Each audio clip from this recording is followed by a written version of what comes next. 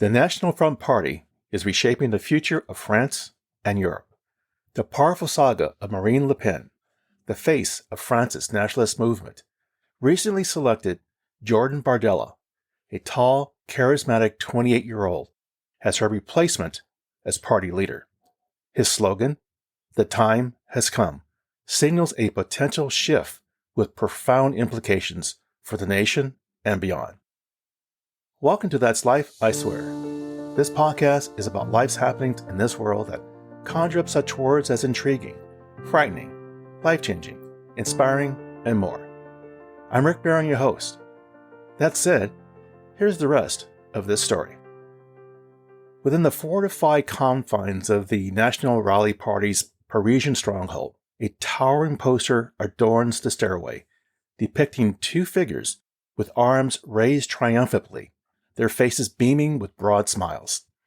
One is a familiar sight, Marine Le Pen, whose family legacy has defined France's fiercely nationalistic movement for decades. The other is a tall, young man in a dark suit, Jordan Bardella. On the poster are the words, "The moment has arrived." At the tender age of 28, Bardella's moment may indeed have arrived, carrying profound implication for France's future and that of Europe itself. Handpicked by Le Pen in 2022 as the party's president and her likely successor, Bardella has been traveling France as Le Pen's lead candidate for the European Union's parliamentary elections on June 9th. On that pivotal day, approximately 400 million voters across the 27 EU nations will choose representatives to the bloc's legislature for a 5-year term. Now, this vote can have far-reaching consequences on issues ranging from Russian sanctions to immigration. While a victory will likely leave Bardella as part of a minority faction in Brussels, with its 720 members hailing from all 27 member countries, his ascent mirrors a steady rightward shift that could radically reshape the political landscape of his nation. My generation of patriotic activists represents a generation that will govern, a departure from the past 10, 20, or 30 years, Bardella states. We will not only emerge victorious in the European elections, but we can also win the next presidential election. This fundamentally alters the trajectory of our future. As the election date rapidly approached, an air of inevitability hung over France, with the outcome seemingly a foregone conclusion. For months, polls have painted a clear picture. Bardella is poised to deliver a resounding defeat to President Macron's Renaissance Party, his popularity skyrocketing as the EU campaign gains momentum. A survey in early May of 2024 revealed that 31% of voters supported Bardella among the 16 politicians listed, nearly double the backing for Macron's lead candidate, Valérie Pécresse. Another poll showed that 38% favored Bardella, a figure beating any other politician. Trailing in second place was another hardline nationalist, Marion Marchal, who happens to be Le Pen's niece. This groundswell of support is partly fueled by a sense of excitement among the younger voters at the prospect of a politician from their generation. However, many young voters confine to pollsters a general indifference towards politics, a byproduct of years of protests, the seemingly unending war in Ukraine, and soaring inflation. This wariness only deepened in March of 2024 when the government reported a ballooning public deficit of 5.5%, coupled with sluggish growth forecasts. Bardella has mounted a scathing offensive against Macron, portraying his cabinet as a secret group of global elitists, beholden to the European Union's order in Brussels at the expense of French citizens.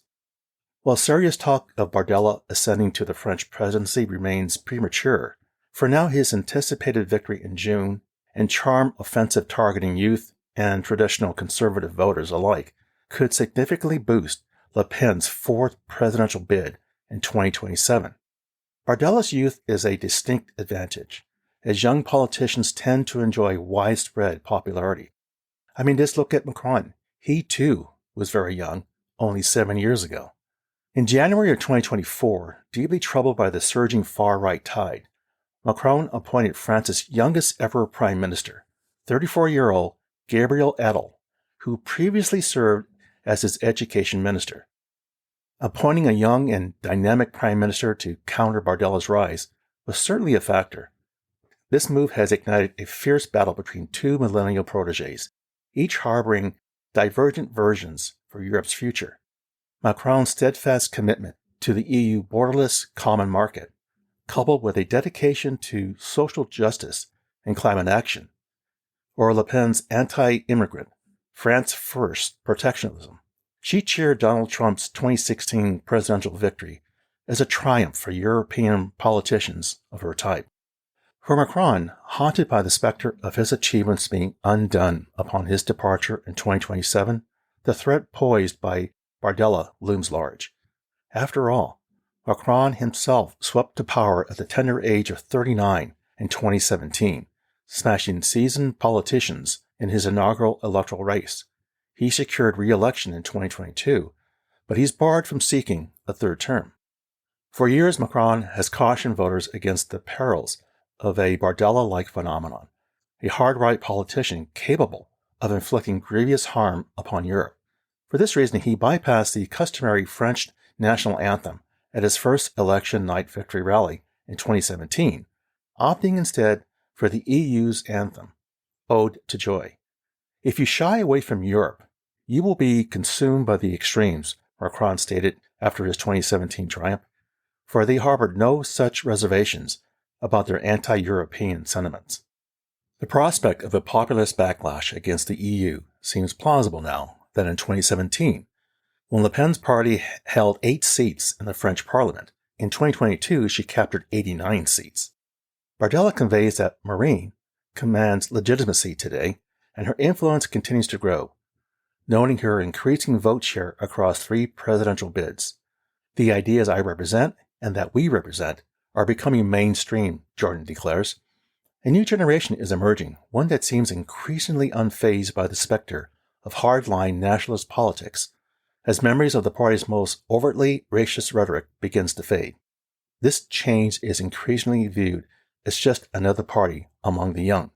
When asked if voters still harbor fears of the stigma associated with supporting the far right, Bardella's response is unequivocal. It's vanishing. The same can be said for other EU nations.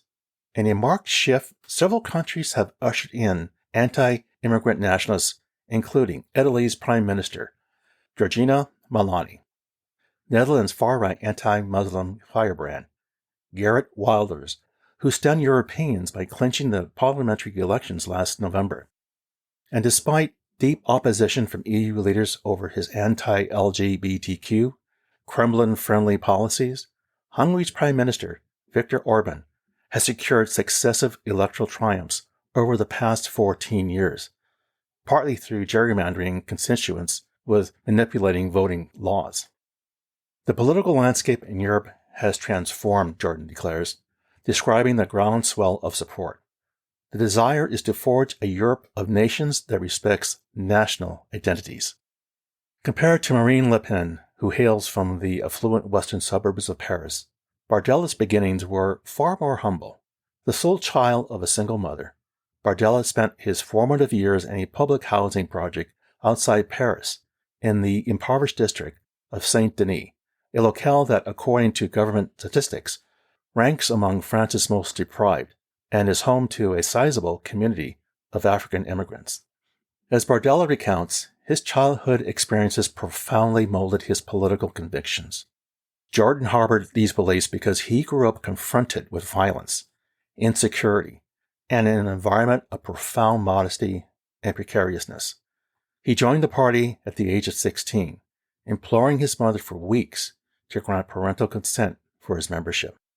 Formerly known as the National Front, the group was founded in 1967 by Le Pen's father, Jean-Marie Le Pen, and captured support through radically changed rubble housing.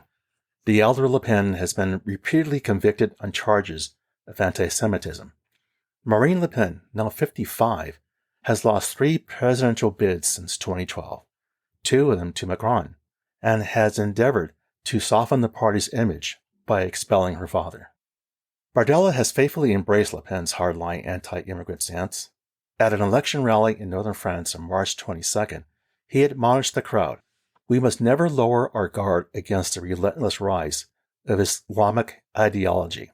And yet, by his dimpled smile and easy laugh alone, he seems to represent a more palatable departure from the past. If Le Pen were to ascend to the presidency, it would trigger a political earthquake across Europe. The deeply anti-EU far right would then have immense authority over Europe's second largest economy, a key NATO member and nuclear power, and a permanent member of the UN Security Council. For Bardella, that fateful election, still 3 years away, cannot come soon enough. Life is beautiful, but it will be even more so in 2027, he said. For Bardella, the pressing task is galvanizing the young voters, tapping into their anxieties over job prospects, financial security, and a pervasive sense that France is losing its distinct identity. A February poll revealed that voters aged 18 to 24 were primarily concerned with the soaring cost of living and placed slightly more trust in Bardella than any other politicians. On the campaign trail, this has been translated into Bardella attributing some of these economic challenges to immigration. "We've endured successive waves of immigrants from countries that do not share our customs, culture, language, traditions, or conceptions of women's rights," Jordan once said, citing a local official in Nice who believes many crimes there were committed by foreigners. Rather than the borderless EU rights afforded to its 450 million citizens, Bardella proposes granting French nationals preferential treatment for jobs, housing, and social benefits. While he opposes France withdrawing from the EU, akin to Brexit, having witnessed voters resoundingly rejecting such a notion, he asserts we want Europe, but not as a shackle. "I want to build the Europe of the 21st century." Europe will undergo radical transformation if Bardella's plans were to be implemented, including the erection of internal borders to restrict the movement of non-Europeans. He stated, "A Syrian who arrives in Italy and obtains a residence permit should not be able to travel freely throughout the EU countries." For many hours at a fair, Bardella walked through the crowds, telling farmers that Macron's government was driving them out of business, while pausing every few seconds to pose for selfies. "I'm leaning towards supporting him," said a farmer from the Normandy region. "I'm deeply disappointed with everything transpiring under the president." Bardella represents a fresh face, and is young. As Bardella navigated the crowds, a chant began to swell. "Jordan president, Jordan president." Here's a footnote. As of this recording, the European Parliament elections came in.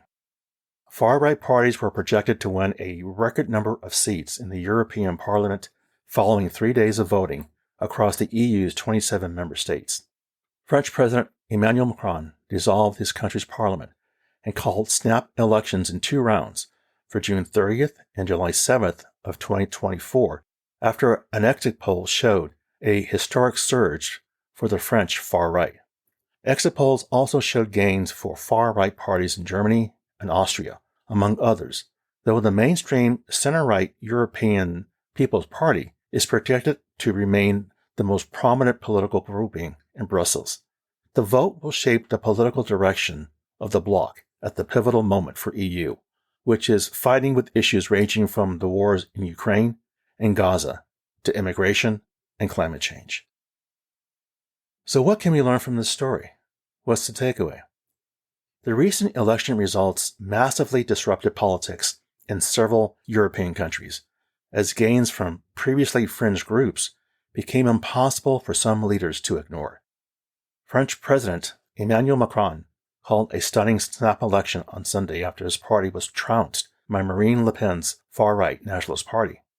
Change is coming to Europe, not to mention a far-right party takeover in Europe would impact U.S. politics.